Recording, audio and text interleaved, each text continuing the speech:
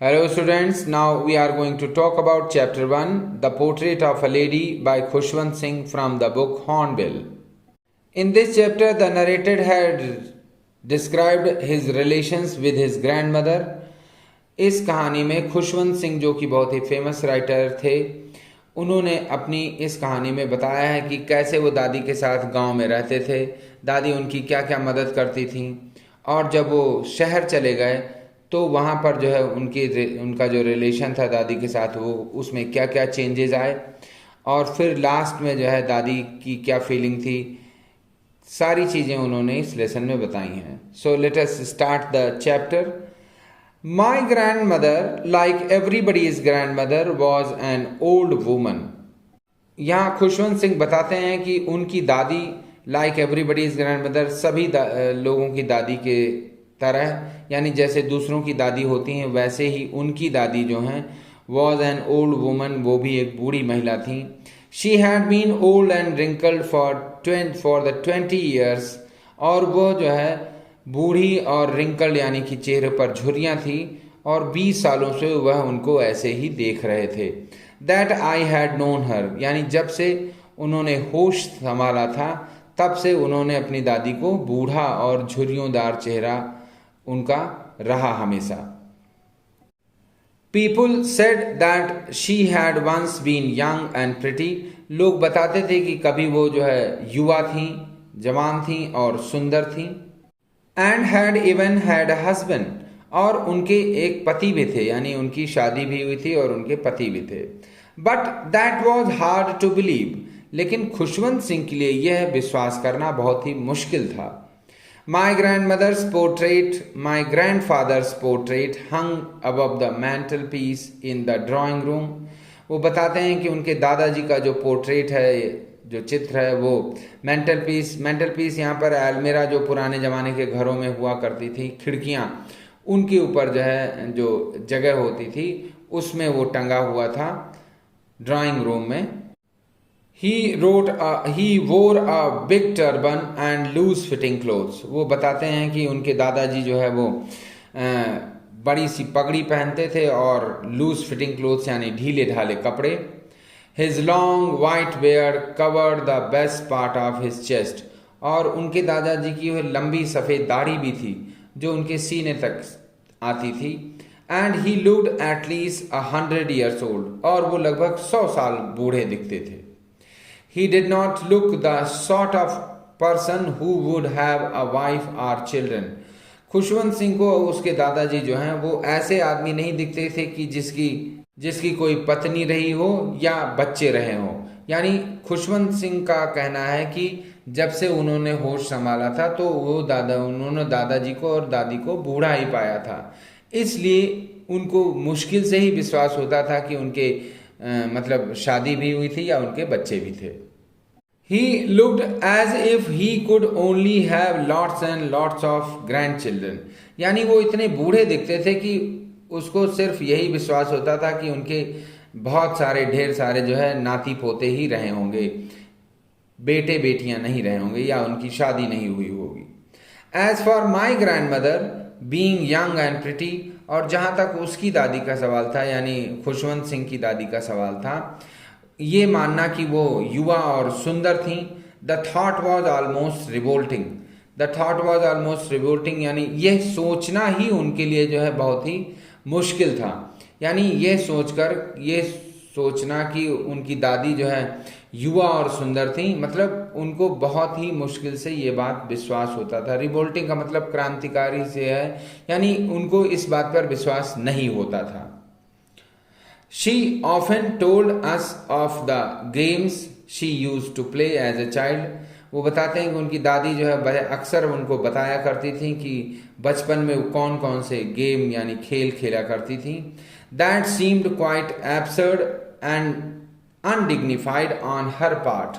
यानी कि खुशवंत सिंह को जो है जब वो उनकी दादी बताती कि वो भी जब बच्ची थी और खेल खेला करती थी, तो ये बात जो है खुशवंत सिंह को अच्छी नहीं लगती थी, यानी कि भली नहीं लगती थी, बहुत बुरी लगती थी. एब्सर्ड का मतलब बुरा से है, भद्दे से है. अनडिग्निफाइड यानी कि नैतिक नहीं लगती थी. क्यों नहीं नैतिक लगती थी? ऑन हर पार्ट, यानी उनको लगता था कि दादी झूठ बोल रही हैं, और दादी का झूठ बोलना जो है उनके लिए बहुत ही मतलब उसको एक्सेप्ट करना, दादी के झूठ को उनके लिए बहुत ही मुश्किल था। उनको लगता था कि दादी जैसे लोगों को झूठ नहीं बोलना चाहिए, इसीलिए वो वर्ड यूज करते हैं एब्सर्ड और undignified. And we treated it like the fables of the prophets she used to tell us. और हम लोग उनकी जो बचपन की जो कहानियां हैं जो दादी उनको बताया करती थी, उनको भी जो है पुरानी कहानियों की ही तरह समझते थे, यानी कि काल्पनिक कहानियों की तरह दादी के बचपन की भी कहानियों को वो समझते थे। क्योंकि उनको लगता है, उनको विश्वास नहीं होता था कि जब से उन्होंने देखा है तो दादी बूढ़ी ही रही हैं, तो वो युवा कब रही होंगी, इसलिए उनको विश्वास नहीं होता था। उनको लगता था कि जो उनके बचपन की कहानियां हैं वो भी बाकी काल्पनिक कहानियों की तरह ही झूठी हैं। She had always been short and fat. वो बताते हैं कि वो हमेशा जब से उन्होंने अपनी दादी को देखा था तो उन्होंने पाया था कि उनकी हाइट जो है वो छोटी थी और वो मोटी थी, एंड स्लाइटली बेंट, और थोड़ा सा झुकी भी थी। वो स्लाइटली मीन्स हल्का सा, थोड़ा सा, बेंट मीन्स झुका हुआ। बेंड का पास्ट फॉर्म है bent. Her face was a criss cross of wrinkles running from everywhere to everywhere.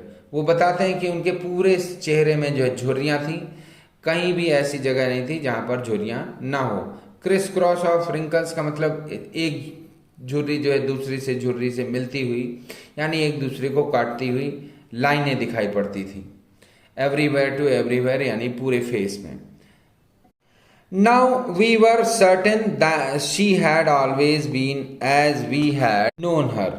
अब हमको ये विश्वास हो गया था, निश्चित हो गया था कि वो हमेशा से ही ऐसी रही होंगी, यानी हमेशा से ही बूढ़ी रही होंगी जब से वह उनको जानते थे।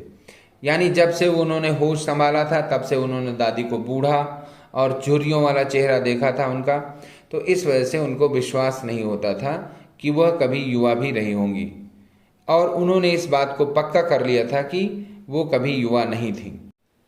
ओल्ड, सो टेरिबली ओल्ड, इतनी बूढ़ी, इतनी ज़्यादा बूढ़ी, टेरिबली का मतलब बहुत ज़्यादा खराब रूप से, that she could not have grown older, कि अब वो उससे ज़्यादा बूढ़ी नहीं हो सकती थी, यानी इतनी ज़्यादा बूढ़ी थी, यानी उसको वो एक लास्ट लिमिट थी, सीमा थी उनकी बूढ़े होने की।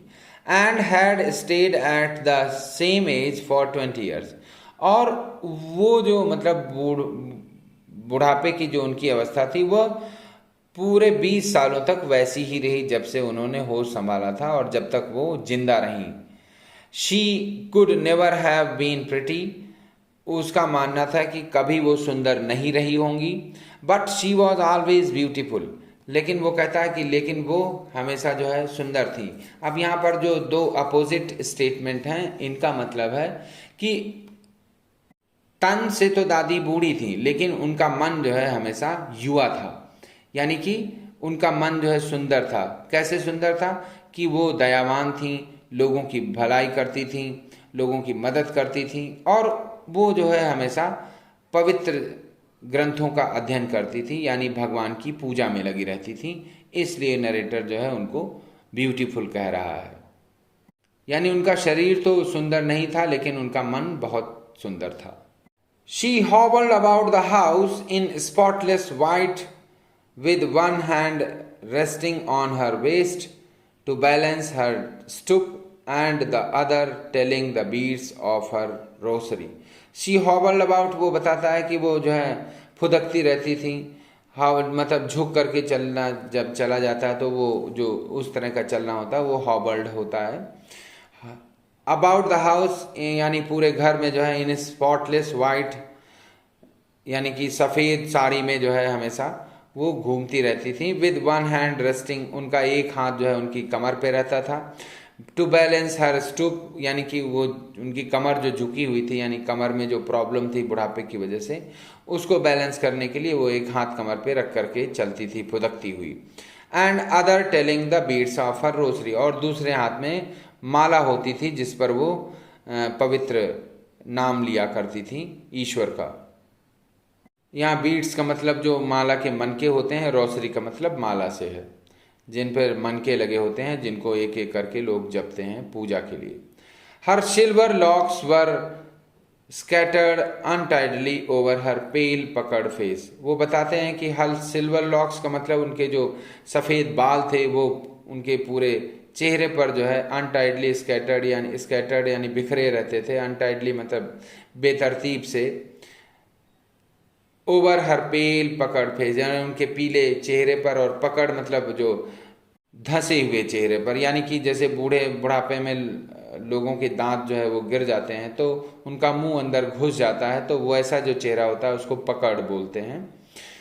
And her lips constantly moved in inaudible prayer, और उनके होंठ जो है हमेशा बुदबुदाते रहते थे, यानी चलते रहते थे।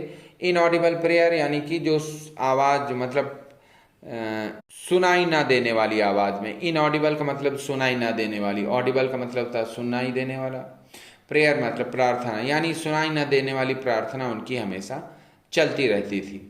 यस शी वॉज ब्यूटीफुल, हाँ वह सुंदर थी मन से।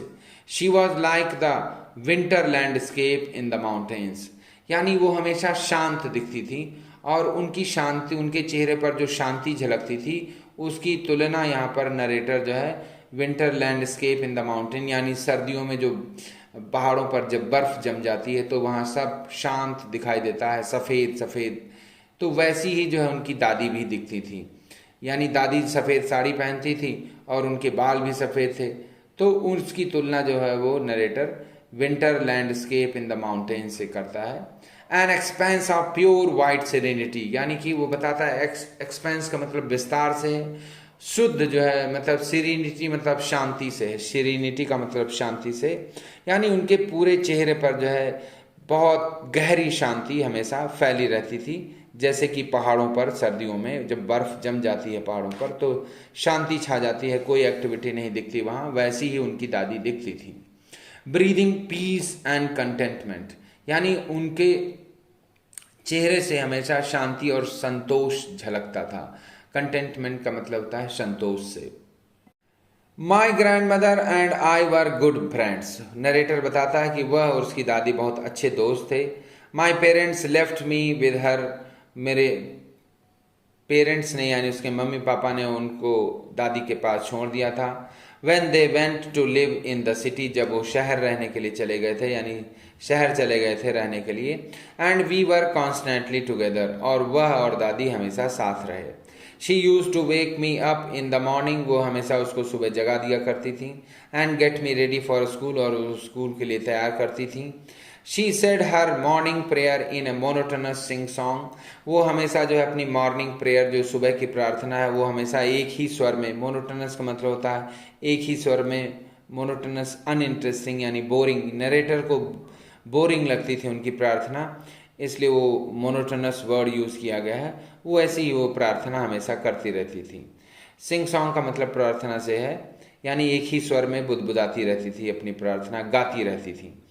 While she bathed and dressed me in the hope, जब वो नहलाती थी उसको कपड़े पहनाती थी तो इस आशा के साथ वो अपनी प्रार्थना गाती रहती थी कि दैट आई वुड लिसन, कि वह उनकी प्रार्थना को सुनेगा, and get to know it by heart, और वह उसको याद हो जाएगी अच्छी तरह से। Get to know by it by heart का मतलब वो प्रार्थना उसको अच्छी तरह से याद हो जाएगी। आई लिसन, मैं सुनता था, because I loved her voice, क्योंकि मुझे उनकी आवाज़ पसंद थी। But never bother to learn it, लेकिन उसको कभी याद करने की कोशिश नहीं करी, चिंता नहीं करी।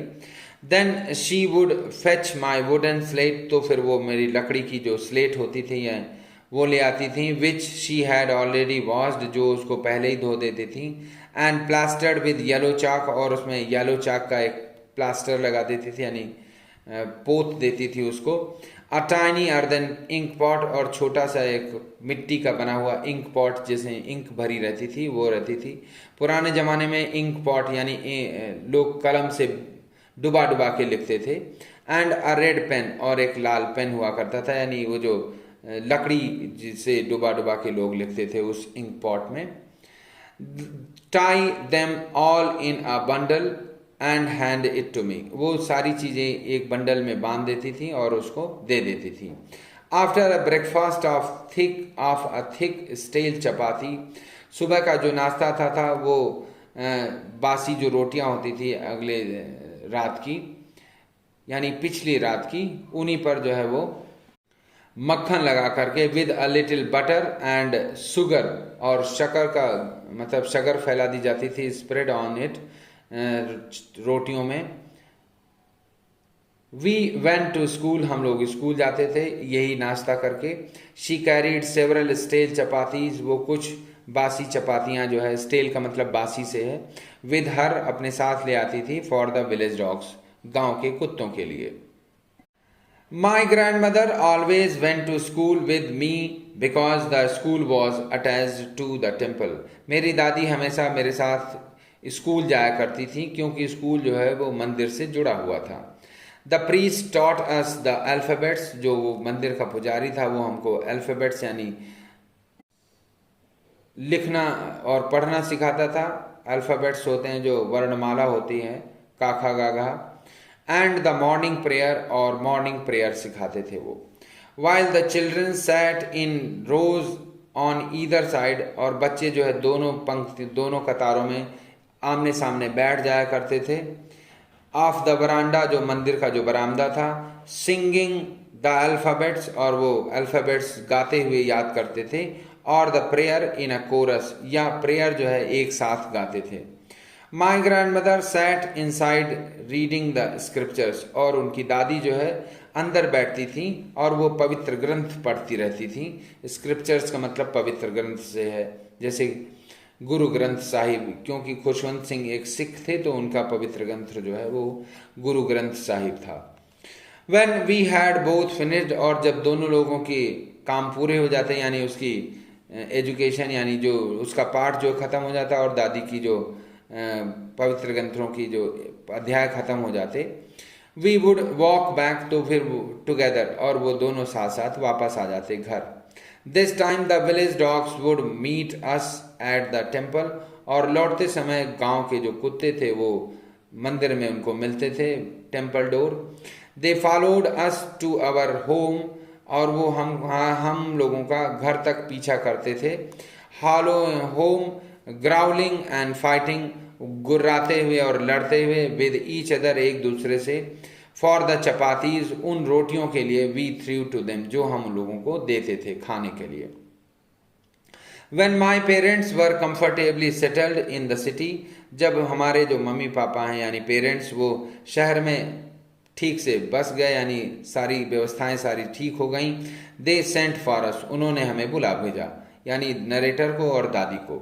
That was a turning point in our friendship, और यह जो है एक बहुत बड़ा मोड़ था, यानी कि बहुत बड़ा बदलाव था।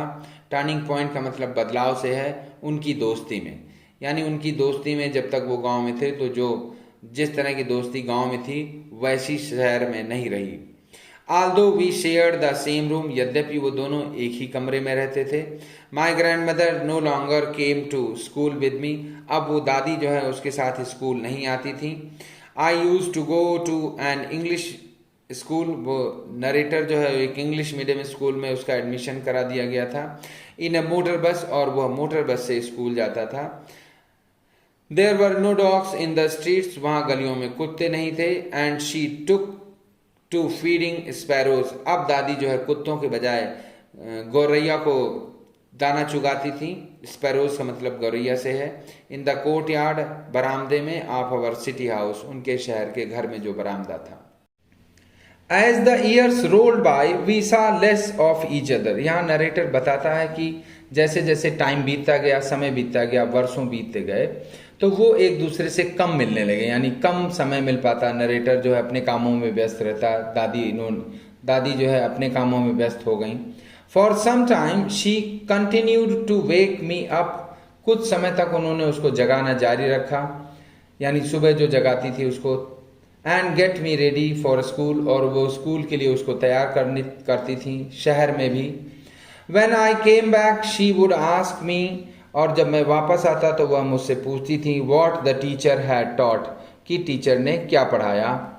I would tell her English words and little things of Western science, और मैं उनको जो है कुछ इंग्लिश के वर्ड्स यानी इंग्लिश में जो भी पढ़ता था, क्योंकि वो नरेटर इंग्लिश मीडियम स्कूल में पढ़ता था, इसलिए दादी को जो है वो सारी चीज़ें इंग्लिश में बताता था और वेस्टर्न साइंस की कुछ चीज़ें एंड लर्निंग यानी जो सीखता था।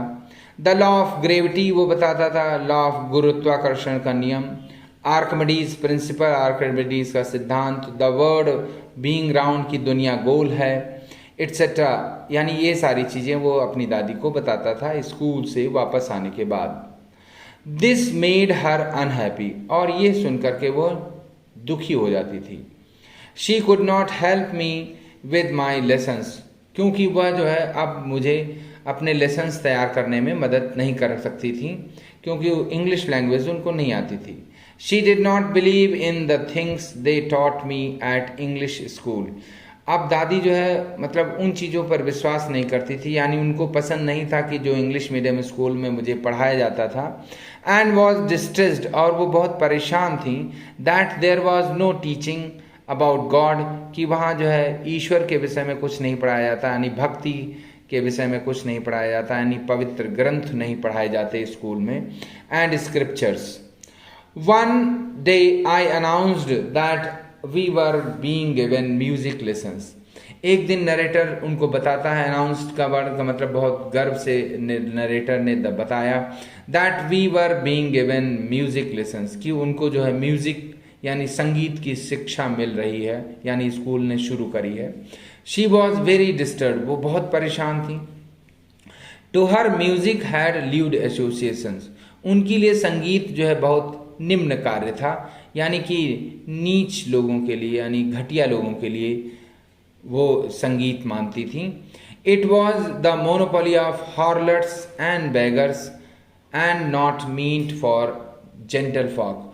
उनका मानना था, यानी दादी का मानना था, कि जो संगीत है वह सिर्फ वेश्याओं और भिखारियों के लिए है। हार्लट्स का मतलब वेश्याएं यानी नाचने वाली जो कोठे पर होती हैं, उनके लिए संगीत महत्वपूर्ण है, और भिखारियों के लिए, ना कि सभ्य समाज में रहने वाले भले लोगों के लिए। शी सेड नथिंग, उन्होंने कुछ नहीं कहा, यद्यपि उनको पसंद नहीं था लेकिन उन्होंने कुछ कहा नहीं।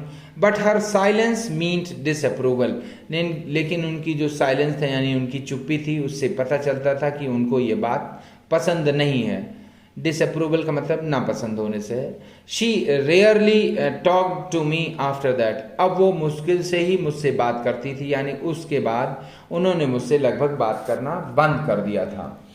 When I went up to university, जब मैं विश्वविद्यालय गया यानी university, I was given a room of my own, तो घर में मेरा कमरा अलग हो गया, यानी मैं दूसरे कमरे में रहने लगा।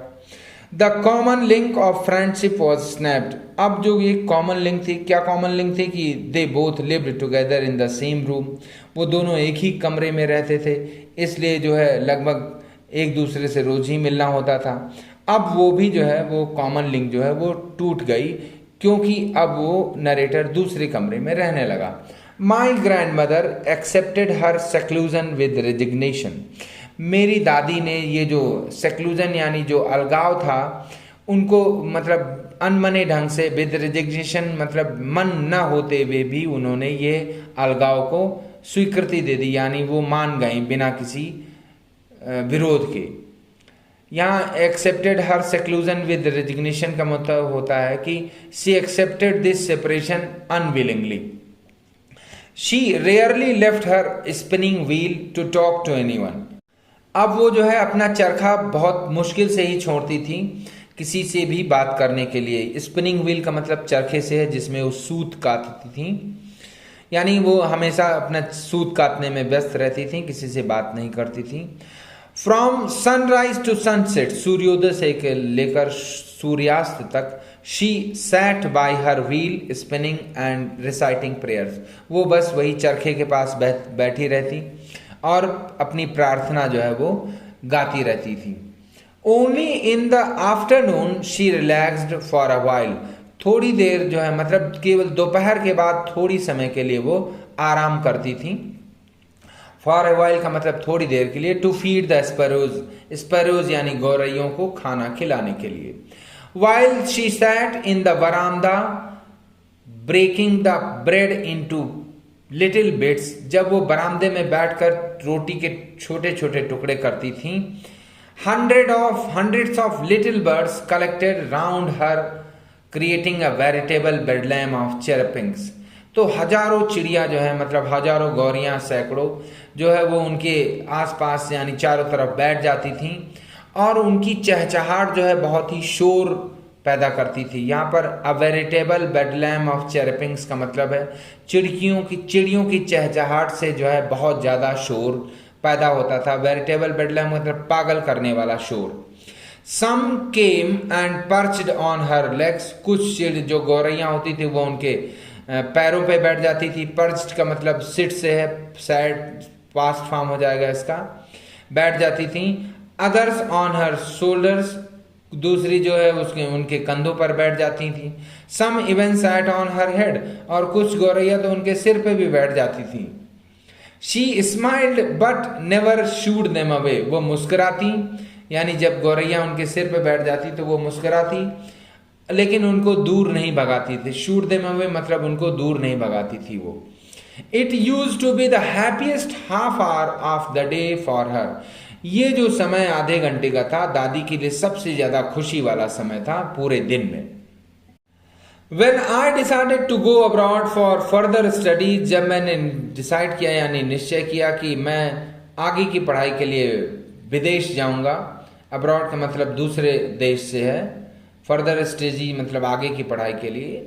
I was sure my grandmother would be upset, मुझे पता था अच्छे तरीके से कि दादी जो है परेशान होगी, नाराज होंगी इस बात को सुन करके.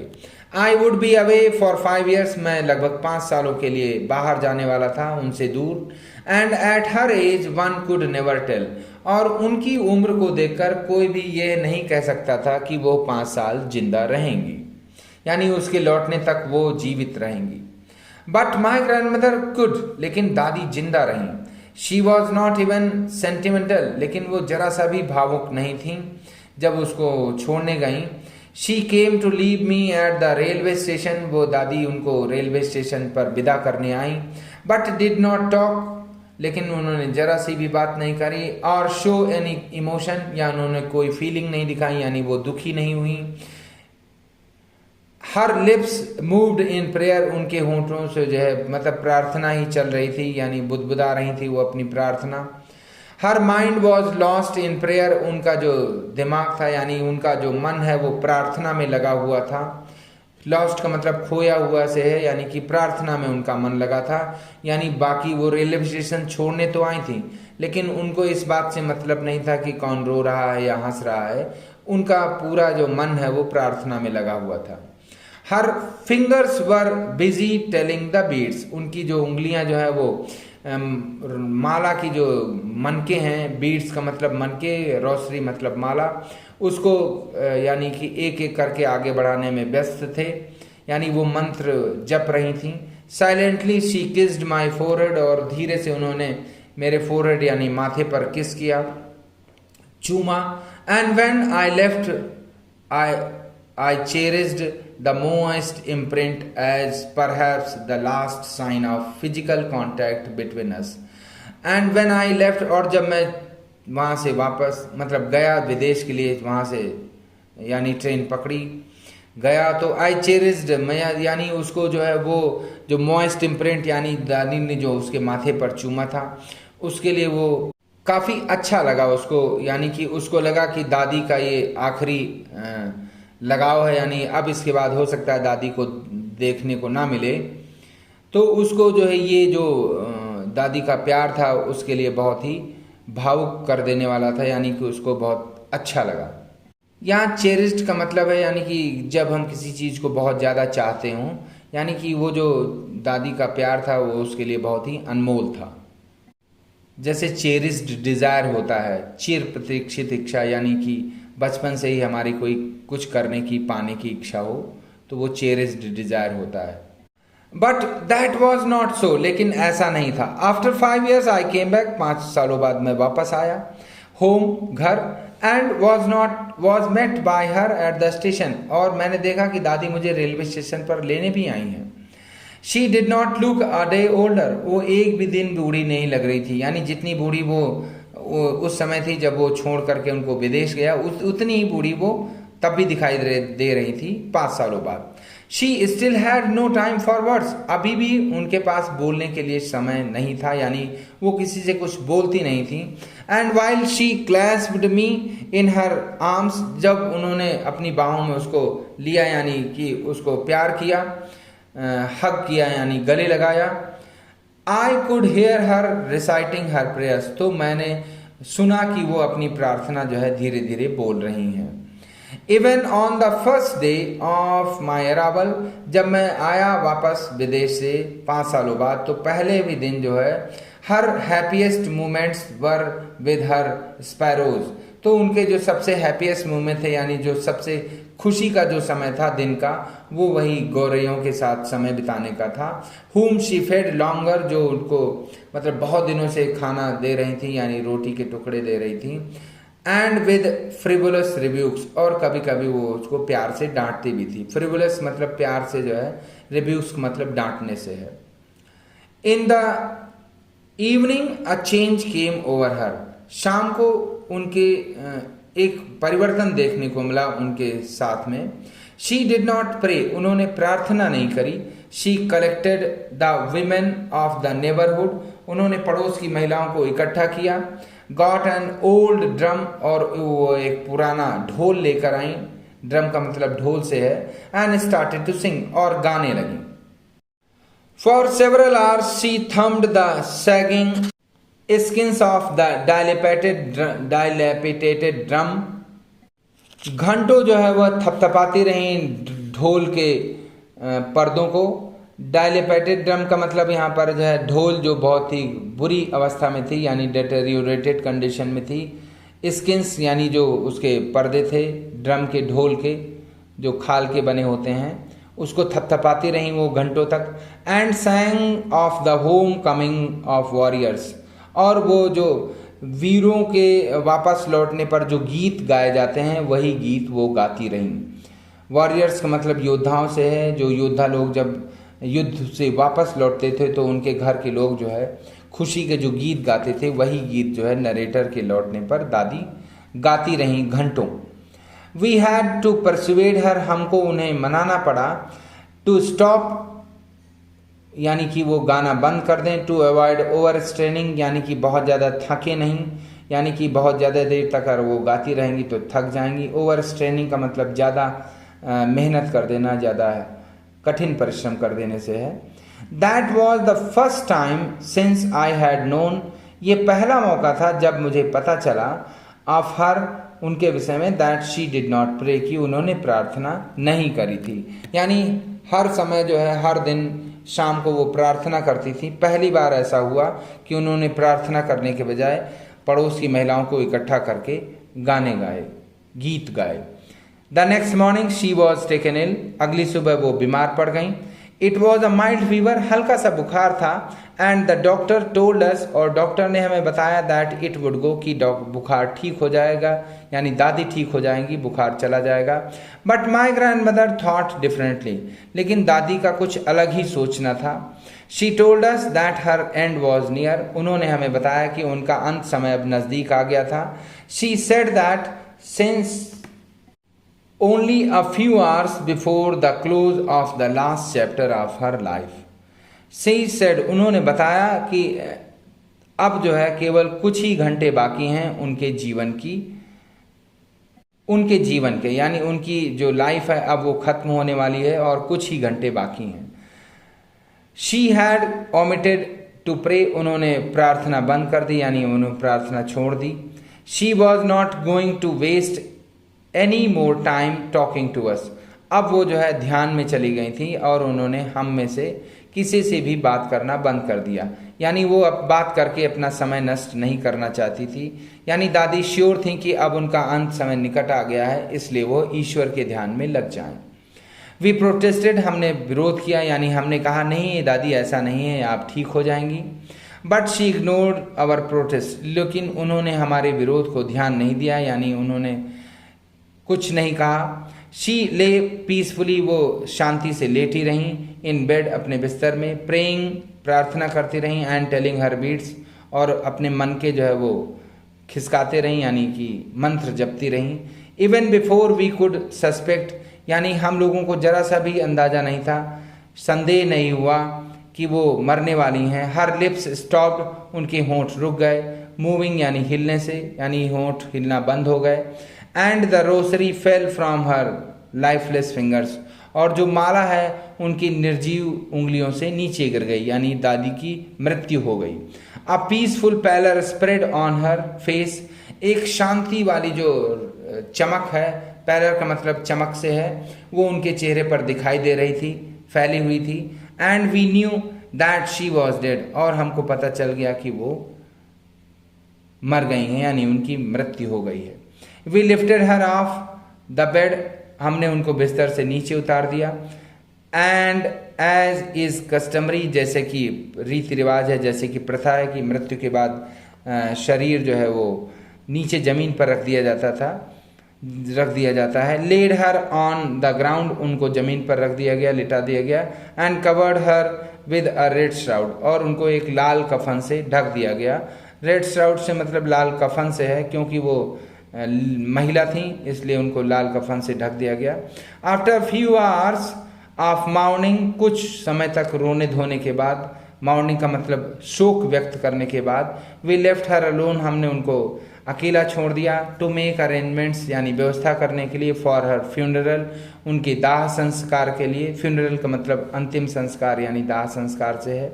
इन the evening we went to her room, शाम को हम उनके कमरे में गए। With a crude stretcher to take her to be cremated, यानी क्रूड स्ट्रक्चर यानी बांस, कच्चे बांस, क्रूड का मतलब कच्चा होता है, स्ट्रेचर मतलब बांस का जो स्ट्रक्चर तैयार किया जाता है डेड बॉडी यानी लाश को रखने के लिए, उसको लेकर के वो उनके कमरे में गए ताकि वो उनको शमशान ले जा सकें, जहाँ पर दफनाया जा सके। क्रेमेटेड का मतलब दफनाने से है।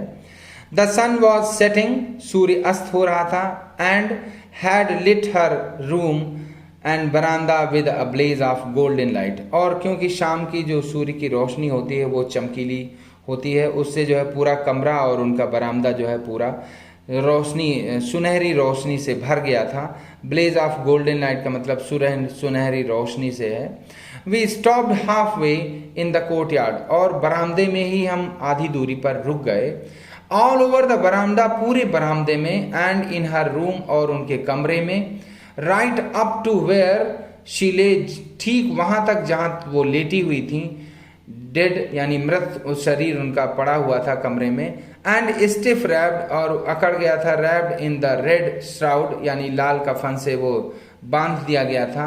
Thousands of sparrows sat scattered on the floor, यानी हजारों स्पैरोज जो मतलब गौरैया हैं वो फर्श पर बिखरी एक दूसरे के पास बैठी हुई थी। देयर वॉज नो चर्पिंग, कोई भी चहचहाहट नहीं थी, यानी आज गौरैया जो है चहचहा नहीं रही थी जैसा कि वो रोज करती थी, यानी अपनी चहचहाहट से पागलों जैसा शोर वो पैदा करती थी, पागल कर देने वाला शोर। आज वो सारी गौरैया जो है शांत थी। We felt sorry for the birds, हमें चिड़ियों के लिए दुख हुआ। And my mother fetched some breads for them, और मेरी माँ ने समझा कि उनको रोटी नहीं मिली है इसीलिए आज वो चुप हैं, तो इसके लिए वो उनके लिए रोटी ले आई। फेच्ड मतलब ले जा कर के ले आई, फेच मतलब होता है जा कर के लाना। सम ब्रेड फॉर देम, कुछ रोटियां उनके लिए। She broke it into the little crumbs, उन्होंने उस रोटी को छोटे छोटे टुकड़ों में बांट दिया। लिटिल क्रम्स मतलब छोटे छोटे टुकड़े। The way my grandmother used to, जैसे कि मेरी दादी करती थी। And threw it to them, और चिड़ियों को खाने के लिए दे दिया। The sparrows took no notice of the bread, लेकिन स्पैरोज यानी गौरैयों ने जो है उस रोटी के टुकड़ों को ध्यान नहीं दिया। When we carried my grandmother's corpse, और जब हम अपनी दादी की डेड बॉडी को यानी लाश को जो है वहाँ से ले गए। दे फ्लू अवे क्वाइटली, वो वहाँ शांति से वहाँ से उड़ गई। Next morning the sweeper swept the bread crumbs into the dustbin, और अगली सुबह जो है स्वीपर ने उन ब्रेड क्रम्स को यानी जो रोटी के टुकड़े नरेटर की मदर द्वारा फेंके गए थे उनको डस्टबिन में डाल दिया, यानी गौरैयों ने एक भी टुकड़ा रोटी का नहीं खाया। इससे ये पता चलता है कि गौरैया का दादी के प्रति बहुत गहरा लगाव था और वह भी दादी की मृत्यु से दुखी थी। Students, I hope you must have got a clear-cut idea about the lesson. At the last, I would say you all that please share, subscribe, like, and must give your comments also. And do not forget to press the bell icon so that you may get information about the upcoming videos. Thank you once again. Thanks to listening to me.